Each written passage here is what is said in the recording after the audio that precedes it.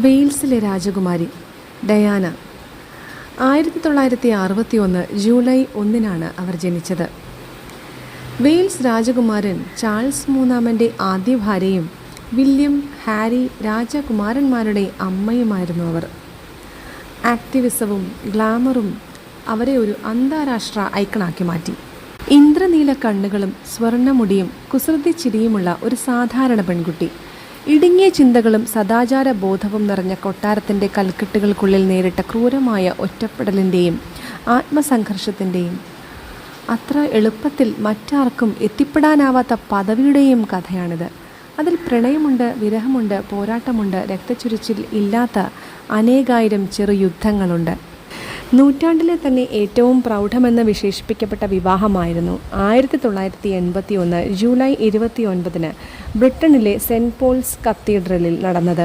അന്നായിരുന്നു വെയിൽസിലെ രാജകുമാരി ഡയാനയുടെയും രാജകുമാരൻ ചാൾസിൻ്റെയും വിവാഹം.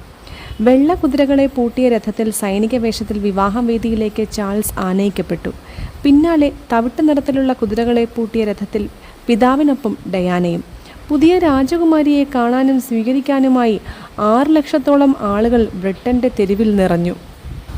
10,000 പേളുകൾ പതിപ്പിച്ച സിൽക്ക് ഗൗൺ അണിഞ്ഞ് ഡയാന പള്ളി അങ്കണത്തിലേക്ക് ചുവടുകൾ വെച്ചു. ഗൗണിനു പിന്നിൽ 450 അടി നീളത്തിൽ ശിരോവസ്ത്രം നീണ്ടു കിടക്കുന്നുണ്ടായിരുന്നു. മുഖപടത്തിനുള്ളിലൂടെ ഡയാനയുടെ കുസൃതി ചിരി മിന്നി മറഞ്ഞപ്പോൾ ആവേശത്താൽ ജനങ്ങൾ ആർപ്പു വിളിച്ചു. ആ നിമിഷം ഒരുപക്ഷെ അതിനും വളരെ മുമ്പേ തന്നെ ഇംഗ്ലണ്ടിൻ്റെ ഹൃദയത്തിൽ ഡയാന ഇടം പിടിച്ചിരുന്നു. പിന്നീടത് ലോകം മുഴുവൻ ഏറ്റെടുത്തു. പ്രത്യേകം ക്ഷണിക്കപ്പെട്ട അതിഥികൾക്ക് മുമ്പിൽ ചാൾസിൻ്റെയും ഡയാന ഫ്രാൻസിസ് സ്പെൻസറിൻ്റെയും വിവാഹം നടന്നു. പരിശീലനം ലഭിച്ചിരുന്നെങ്കിലും വിവാഹ പ്രതിജ്ഞയിൽ ഡയാന ചാൾസിൻ്റെ പേര് തെറ്റിച്ചു. ഭർത്താവിനെ അനുസരിച്ച് ജീവിക്കുമെന്ന ഭാഗം ഒഴിവാക്കിക്കൊണ്ട് അവർ പ്രതിജ്ഞ പൂർത്തിയാക്കി. ഭർത്താവിനാൽ ഭരിക്കപ്പെടേണ്ടവളല്ല ഭാര്യ എന്ന ഉറപ്പുപോലെയായിരുന്നു അത്. അന്ന് 20 വയസ്സാണ് ഡയാനയുടെ പ്രായം. സോഷ്യൽ മീഡിയ സങ്കല്പത്തിൽ പോലും ഇല്ലാതിരുന്ന കാലത്ത് ഇരുവരുടെയും വിവാഹം 750 മില്യൺ ആളുകൾ തത്സമയം കണ്ടു. 200 വർഷത്തെ ചരിത്രത്തിൽ ആദ്യമായി ടൈംസ് ഓഫ് ലണ്ടൻ വിവാഹം പ്രമാണിച്ച് ഒരു കളർ സപ്ലിമെൻ്റ് ഇറക്കി. നൂറ്റാണ്ടിലെ വിവാഹമെന്ന് അത് വാഴ്ത്തപ്പെട്ടു. ആൺകുട്ടിയെ കാത്തിരുന്ന മാതാപിതാക്കളുടെ പ്രതീക്ഷ കീഴ്മേൽ മറിച്ചുകൊണ്ടാണ് 1961 ജൂലൈ 1 ഡയാനയുടെ ജനനം. വൈകാതെ കുടുംബത്തിൽ കലഹം ആരംഭിച്ചു. അത് അവസാനിച്ചത് ഡയാനയുടെ 7-ാം വയസ്സിൽ മാതാപിതാക്കളുടെ വേർപിരിയലിലൂടെയാണ്. ഡയാന ജനിച്ച സ്പെൻസർ കുടുംബത്തിന് തലമുറകളായി ബ്രിട്ടീഷ് രാജകുടുംബവുമായി അടുത്ത ബന്ധമുണ്ടായിരുന്നു. മാത്രമല്ല, ഡയാനയുടെ സഹോദരി സാറ ബ്രിട്ടീഷ് രാജകുടുംബത്തിലെ കിരീടാവകാശിയായ ചാൾസും തമ്മിൽ സുഹൃത്തുക്കളായിരുന്നു. എന്നാൽ ചാൾസിനെ വിവാഹം കഴിക്കാൻ സാറ ഒരിക്കലും താല്പര്യപ്പെട്ടില്ല. സാറയിലൂടെ ഡയാനയ്ക്ക് ചാൾസിനെ അറിയാം. ചാൾസിനെ ആദ്യമായി കാണുമ്പോൾ ഡയാനയ്ക്ക് പ്രായം 16 വയസ്സ്. ആദ്യ കാഴ്ചയിൽ തന്നെ ഇരുവരും പ്രണയത്തിലായി. ഡയാനയ്ക്ക് 19 വയസ്സുള്ളപ്പോൾ ചാൾസുമായുള്ള വിവാഹം ഉറപ്പിച്ചു. ഇരുവരുടെയും വിവാഹത്തെക്കുറിച്ച് കേട്ടവർ നെറ്റിച്ചൊളിച്ചു. ഒരിക്കലും ചേരാത്ത 2 പേരെ ചേർക്കുന്നത് പോലെയായിരുന്നു പലരുടെയും പ്രതികരണം. വിവാഹത്തെ എതിർത്തവർ പ്രധാനമായും ചൂണ്ടിക്കാണിച്ചത് 2 കാര്യങ്ങളാണ്. ഒന്ന്, ഇരുവരും തമ്മിൽ 13 വയസ്സിൻ്റെ പ്രായവ്യത്യാസമുണ്ട്. മറ്റൊന്ന്, വിവാഹത്തിന് മുമ്പ് തന്നെ ചാൾസിന് നിരവധി സ്ത്രീകളുമായി പ്രണയബന്ധം ഉണ്ടായിരുന്നു. ബ്രിട്ടൻ്റെ കുതിരപ്പടയിലെ ഓഫീസർ പാർക്കർ ബ്രൗൾസിൻ്റെ ഭാര്യ കമിലയുമായുള്ള ചാൾസിൻ്റെ അനുരാഗം പരസ്യമായ രഹസ്യമായിരുന്നു. ഡയാന ഈ കഥകൾക്കൊന്നും ചെവി കൊടുത്തില്ല. അത്രമേൽ ഡയാന ചാൾസിനെ സ്നേഹിച്ചിരുന്നു. അങ്ങനെ എതിർസ്വരങ്ങൾ അവഗണിച്ച് അവർ വിവാഹിതരായി. 14-ാം നൂറ്റാണ്ട് മുതൽ നിലവിലുണ്ടായിരുന്ന പ്രിൻസസ് ഓഫ് വെയിൽസ് എന്ന രാജകീയ പദവിയിലേക്കായിരുന്നു ഡയാന എത്തിയത്. കൊട്ടാരത്തിലെത്തിയ ആ 20-കാരിയെ കാത്തിരുന്നത് അത്ര സുഖകരമായ ജീവിതമായിരുന്നില്ല. ചാൾസ് രാജകുമാരനിൽ നിന്ന് കടുത്ത അവഗണനയാണ് ഡയാനയ്ക്ക് നേരിടേണ്ടി വന്നത്. നന്നേ ചെറുപ്പമായ ഡയാനയ്ക്ക് താങ്ങാൻ കഴിയുന്നതിലും അപ്പുറമായിരുന്നു ഇത്തരം അവഗണനകൾ. 1981 നവംബർ ആയപ്പോൾ മൂത്ത മകൻ വില്യമിനെ ഡയാന ഗർഭം ധരിച്ചു. 3-ാം മാസത്തിൽ ഒരു ദിവസം കൊട്ടാരത്തിലെ പടിക്കെട്ടിൽ ഡയാന തെന്നി വീണു. കുഞ്ഞിൻ്റെ ജീവൻ വരെ അപകടത്തിലാക്കാവുന്നതായിരുന്നു ആ വീഴ്ച. ചാൾസിൻ്റെ ശ്രദ്ധയും കരുതലും അല്പമെങ്കിലും ലഭിക്കുന്നതിന് വേണ്ടി ബോധപൂർവം നടത്തിയ ശ്രമമായിരുന്നു അതെന്ന് പിന്നീട് ഡയാന തുറന്നു പറഞ്ഞിട്ടുണ്ട്. ഈ വീഴ്ചയിലൂടെ ചാൾസ് തന്നെ പരിഗണിക്കുമെന്നും ഒപ്പം നിൽക്കുമെന്നുമായിരുന്നു ഡയാന കണക്ക് കൂട്ടിയത്. എന്നാൽ നിറകണ്ണുകളുമായി നിന്ന ഡയാനയോട് ബക്കിംഗ്ഹാം കൊട്ടാരത്തിൻ്റെ അടുത്ത കിരീടാവകാശി പറഞ്ഞത് നീ ചെന്നായെപ്പോലെ കരയുകയാണ് എന്നായിരുന്നു. മൂത്ത മകൻ വില്യമിൻ്റെ ജനനത്തിന് ശേഷം ലോകം ആരാധിക്കുന്ന രാജകുമാരി കടുത്ത വിഷാദ രോഗിയായി. കൊട്ടാരവും ഭർത്താവും തന്നെ കേൾക്കാത്തത് ഡയാനയെ കൂടുതൽ തളർത്തി. ആശ്വാസം കണ്ടെത്താൻ അവർ സ്വയം മുറിവേൽപ്പിച്ചു. ലോകം രാജകുമാരിയുടെ സൗന്ദര്യത്തെയും ഭാഗ്യത്തെയും പുകഴ്ത്തുമ്പോൾ ഡയാന മനോവേദന മറയ്ക്കാൻ ബ്ലേഡ് ഉപയോഗിച്ച് കൈകളിലും കാലുകളിലും വയറിലുമൊക്കെ മുറിവുകൾ ഉണ്ടാക്കി. അങ്ങനെ തുടരാൻ ഡയാനയ്ക്ക് കഴിയുമായിരുന്നില്ല. മാനസിക രോഗത്തോടുള്ള സമൂഹത്തിൻ്റെ കാഴ്ചപ്പാടുകൾ കാറ്റിൽ പറത്തി രാജകുമാരി വിഷാദത്തിന് ചികിത്സ നേടി. അമിതമായി ഭക്ഷണം കഴിക്കുന്ന ബുലീമിയ എന്ന ഈറ്റിംഗ് ഡിസോർഡറും ഡയാനയ്ക്ക് ഉണ്ടായിരുന്നു. 1984 ചാൾസ് ഡയാന ദമ്പതിമാരുടെ രണ്ടാമത്തെ മകൻ ഹാരിയുടെ ജനനം. ഹാരി ജനിക്കുന്നതിന് മുൻപുള്ള കുറച്ച് മാസങ്ങൾ മാത്രമാണ് 15 വർഷത്തെ ദാമ്പത്യത്തിൽ താൻ ആകെ സന്തോഷിച്ചതെന്ന് ഡയാന പറഞ്ഞിട്ടുണ്ട്. പക്ഷേ ഹാരിയുടെ ജനനത്തോടെ ചാൾസിൻ്റെയും കാമിലയുടെയും ബന്ധം കൂടുതൽ ദൃഢമാവുകയാണ് ചെയ്തത്. കാമിലയുമൊത്ത് ചാൾസ് പുറത്ത് പോകുമ്പോൾ ഡയാന കൊട്ടാരത്തിനുള്ളിൽ ഒറ്റയ്ക്കായി. ചാൾസിനെ കുറിച്ചുള്ള അന്വേഷണങ്ങൾക്കെല്ലാം രാജകുമാരിക്ക് പരിചാരകരിൽ നിന്ന് ലഭിച്ച മറുപടികൾ കള്ളങ്ങളായിരുന്നു. ചാൾസിൻ്റെ ബന്ധം ഒളിപ്പിക്കാൻ കൊട്ടാരത്തിലെ പരിചാരകരും കൂട്ടുനിന്നു. വൈകാതെ ഡയാനയ്ക്ക് കാര്യങ്ങൾ എല്ലാം വ്യക്തമായി. രാജ്ഞിക്ക് മുമ്പിൽ പരാതിയുമായി എത്തിയ രാജകുമാരിക്ക് അവിടെയും നിരാശയായിരുന്നു ഫലം. ചാൾസുമായുള്ള കാമിലയുടെ ബന്ധത്തിന് ഭർത്താവും കുതിരപ്പടയിലെ ഓഫീസറുമായ പാർക്കർ ബൗൾസിൻ്റെ മൗനസമ്മതമുണ്ടായിരുന്നു. ശ്വാസം മുട്ടിക്കുന്ന ദാമ്പത്യത്തിൽ നിന്ന് പുറത്തു കടക്കാൻ കൊട്ടാരം ഏൽപ്പിച്ചിരിക്കുന്ന കടമകൾക്ക് പുറത്ത് അവർ സാധാരണക്കാർക്കിടയിലേക്ക് ഇറങ്ങി. അന്ന് ഡയാന ഉറക്കെ പറഞ്ഞത് താൻ രാജകുമാരിയാവുകയാണെങ്കിൽ അത് പാവങ്ങളുടെ രാജകുമാരിയായിരിക്കുമെന്നായിരുന്നു. സമൂഹം അവഗണനയോടും ഭയത്തോടും കണ്ടിരുന്ന HIV രോഗികൾക്കും കുഷ്ഠരോഗികൾക്കും ഇടയിലേക്ക് അവർ ഇറങ്ങി പ്രവർത്തിച്ചു. HIV ബാധിതർക്ക് ഗ്ലൗസ് പോലും ധരിക്കാതെ ഹസ്തദാനം നൽകി. അവരെ ആലിംഗനം ചെയ്തു.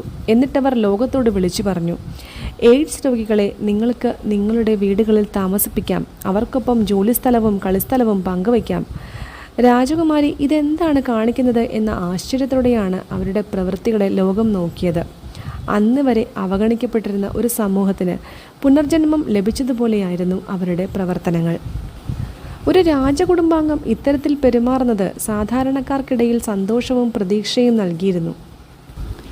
അവർ നൂറുകണക്കിന് സന്നദ്ധ സംഘടനകളുടെ രക്ഷാധികാരിയായി. ഇതോടെ ലോകം മുഴുവൻ ഡയാനയുടെ സ്വീകാര്യത വർദ്ധിച്ചു. പക്ഷേ ബ്രിട്ടീഷ് രാജകുടുംബം ഡയാനയുടെ പ്രവൃത്തികളിൽ അതൃപ്തരായിരുന്നു. രാജകൊട്ടാരത്തിൽ ഇന്ന് വരെ മറ്റാർക്കും ലഭിക്കാത്ത മാധ്യമശ്രദ്ധയും സ്വീകാര്യതയും ഔദ്യോഗിക ജീവിതത്തിലും സ്വകാര്യ ജീവിതത്തിലും ഡയാനയ്ക്ക് ലഭിക്കുന്നത് രാജ്ഞിയിൽ പോലും അസൂയ ഉണ്ടാക്കി. ഡയാനയുടെ സ്വർണ്ണ തലമുടിയും നീലക്കണ്ണുകളും അവർ ധരിക്കുന്ന വസ്ത്രങ്ങളും ആഭരണങ്ങൾക്കും അവരുടെ ചെറു വിരലണക്കങ്ങൾക്ക് പോലും ആരാധകരുണ്ടായി. കേരളത്തിൽ പോലും ഡയാന ഹെയർകട്ട് തരംഗമായി. ചാൾസുമായുള്ള വിവാഹം ഉറപ്പിച്ചതു മുതൽ ഡയാനയുടെ പിറകെ കൂടിയ പാപ്പരാസികളുടെ ശല്യം ഇതോടെ രൂക്ഷമായി. അവരെ വിടാതെ പിന്തുടരുന്നത് ശീലമാക്കി. അക്കാലത്ത് ഡയാനയുടെ ചിത്രങ്ങൾ വിറ്റ് പണക്കാരായ ഫോട്ടോഗ്രാഫർമാർ നിരവധിയായിരുന്നു. അനുവാദമില്ലാതെ ഡയാനയുടെ ബിക്കിനി ചിത്രം പ്രസിദ്ധപ്പെടുത്തിയതിന് സൺ പത്രത്തിന് 50 ലക്ഷം രൂപ പിഴ കൊടുക്കേണ്ടി വന്നു. കൊട്ടാരം ഈ തുക അനാഥ ശിശുക്കളുടെ സഹായനിധിയിലേക്ക് സംഭാവന ചെയ്തു. 1992 ചാൾസും ഡയാനയും വേർപിരിഞ്ഞു. ചാൾസുമായി വേർപിരിഞ്ഞ് താമസിച്ച ഡയാന മാധ്യമങ്ങളോട് പ്രതികരിക്കുന്നത് ഒഴിവാക്കിയിരുന്നു. പക്ഷേ 1995 BBC-ക്ക് അവർ ഒരു അഭിമുഖം നൽകി. കാമിലയും ചാൾസും തമ്മിലുള്ള ബന്ധത്തെക്കുറിച്ചും തൻ്റെ പ്രണയബന്ധത്തെക്കുറിച്ചും വിഷാദത്തെക്കുറിച്ചും മറയേതുമില്ലാതെ അവർ വെളിപ്പെടുത്തി. മക്കളെക്കുറിച്ച് ചോദിച്ചപ്പോൾ ഡയാന പൊട്ടിക്കരഞ്ഞു. കാമിലയെക്കുറിച്ച് ഞാൻ എൻ്റെ മക്കളോട് ഒന്നും പറഞ്ഞിട്ടില്ല. കാരണം എന്നെങ്കിലും ഒരിക്കൽ അവർ എൻ്റെ കുട്ടികളുടെ രണ്ടാനമ്മയായി വരുമെന്ന് എനിക്ക് അറിയാം എന്നായിരുന്നു അന്ന് ഡയാന പറഞ്ഞത്. അത് ശരിയെന്ന് കാലം തെളിയിക്കുകയും ചെയ്തു. ചാൾസുമായി വിവാഹമോചനത്തിന് അവർ ഇഷ്ടപ്പെട്ടിരുന്നില്ല. ചാൾസ് വിളിച്ചാൽ വീണ്ടും ഒരുമിക്കുമെന്ന സൂചനയും അന്ന് ഡയാന നൽകിയിരുന്നു. രാജ്ഞിയുടെ അനുവാദമില്ലാതെ നൽകിയ അഭിമുഖമായിരുന്നു അത് വിവാദമാവുകയും കൊട്ടാരം പ്രതിക്കൂട്ടിലാവുകയും ചെയ്തതോടെ ചാൾസിൻ്റെ പിതാവ് ഫിലിപ്പ് രാജാവ് ഡയാനയെ കൊട്ടാരത്തിലേക്ക് വിളിപ്പിച്ചു. നിയമപരമായ വിവാഹമോചനം ആവശ്യപ്പെട്ടു. അങ്ങനെ 740 മില്യൺ ആളുകൾ തത്സമയം കണ്ട നൂറ്റാണ്ടിലെ വിവാഹമെന്ന് വിശേഷിപ്പിക്കപ്പെട്ട ആ ബന്ധം 1996 ഓഗസ്റ്റ് 29 തേംസ് നദീതീരത്തെ ഒരു കീഴ്ക്കോടതി മുറിയിൽ അവസാനിച്ചു. 95.75 കോടി രൂപയായിരുന്നു ഡയാനയ്ക്ക് ജീവനാംശമായി നൽകിയത്. രാജകുമാരന്മാരുടെ അമ്മ എന്ന നിലയിൽ വെയിൽസിലെ രാജകുമാരി എന്ന പദവി നിലനിൽക്കും. ചാൾസുമായി വേർപിരിഞ്ഞതോടെ താൻ രക്ഷാധികാരിയായിരുന്ന എല്ലാ ചാരിറ്റി സംഘടനകളുടെയും സ്ഥാനം ഡയാന ഒഴിഞ്ഞു. പക്ഷേ പൊതുപ്രവർത്തനത്തിൽ സജീവമായി തുടർന്നു. ചാരിറ്റിക്ക് വേണ്ടി താൻ നേരത്തെ ഏറ്റെടുത്തിരുന്ന പല പ്രവർത്തനങ്ങളും തുടർന്നു. ആളുകളുടെ വികാരങ്ങൾ, അവരുടെ അരക്ഷിതാവസ്ഥ, ആളുകളുടെ ദുരിതങ്ങൾ, അവരുടെ പ്രതീക്ഷകൾ, സ്വപ്നങ്ങൾ എന്നിവയെക്കുറിച്ച് ഒരു ധാരണയുണ്ടെന്ന് ഉറപ്പാക്കാൻ ഡയാന തൻ്റെ മക്കളെ ആശുപത്രിയിലേക്കും ഭവനരഹിതരായ അഭയകേന്ദ്രങ്ങളിലേക്കും അനാഥാലയങ്ങളിലേക്കും കൊണ്ടുവന്നു. രാജകീയ പദവിക്ക് പുറത്തുള്ള ലോകത്തെ അവരെ പരിചയപ്പെടുത്താൻ ഡയാന മക്കളെ ഫാസ്റ്റ് ഫുഡ് റെസ്റ്റോറൻറ്റുകളിലും പൊതുഗതാഗതത്തിലും കൊണ്ടുപോയി. ഡയാനയുടെ അനുകമ്പയും വ്യക്തിപരമായ ഊഷ്മളതയും വിനയവും ജനങ്ങളുടെ രാജകുമാരി എന്ന പദവി നേടിക്കൊടുത്തു. ലോകത്ത് ഏറ്റവും കൂടുതൽ ഫോട്ടോ എടുത്ത സ്ത്രീകളിൽ ഒരാളായ ഡയാനയുടെ ബ്രിട്ടനിലും വിദേശത്തും അത്ഭുതപൂർവമായ ജനപ്രീതി വിവാഹം മോചനത്തിന് ശേഷവും തുടർന്നു. 1997 ഓഗസ്റ്റ് 31 പാരീസിലെ പോൺ ഡി എൽ അൽമ ടണലിൽ വെച്ചുണ്ടായ കാർ അപകടത്തിൽ ഡയാന മരിച്ചു. അവരുടെ ഡ്രൈവർ പാപ്പരാസികളിൽ നിന്ന് രക്ഷപ്പെടുത്തുകയായിരുന്നു. അവരുടെ കൂട്ടാളി ഡോഡി ഫെയ്ദിൻ്റെയും ഹോട്ടൽ റിറ്റ്സ് പാരീസിൻ്റെ ആക്ടിംഗ് സെക്യൂരിറ്റി മാനേജർ കൂടിയായിരുന്ന അവരുടെ ഡ്രൈവർ ഹെൻറി പോളിൻ്റെയും മരണത്തിനും ഈ അപകടം കാരണമായി. ഡോഡിയുടെ പിതാവിൻ്റെ അംഗരക്ഷകനായി ജോലി ചെയ്തിരുന്ന ഷൈവൽ റീൽസ് ജോൺസ് അപകടത്തിൽ നിന്ന് തലനാരിഴയ്ക്ക് രക്ഷപ്പെട്ടു. വിവാഹം പോലെ തന്നെ അവരുടെ മരണവും നൂറ്റാണ്ടിലെ ഏറ്റവും പ്രൗഢമെന്ന് വിശേഷിപ്പിക്കപ്പെട്ടു.